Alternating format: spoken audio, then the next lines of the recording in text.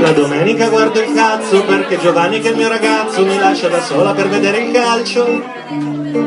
Ed io me ne vado da Rocco il pazzo, che abita proprio nel mio palazzo. In quelle 2 ore mi dimeno e scalcio più di quei fessi che giocano a calcio. E la domenica sera pizza, se la sua squadra non fa le bizze. Quando mi guarda poi mi ringrazia per la mia dolce sottile pazienza. Ed io mi sento un po' una stronza, e per lavarmi la coscienza con gentilezza mi do la patonza.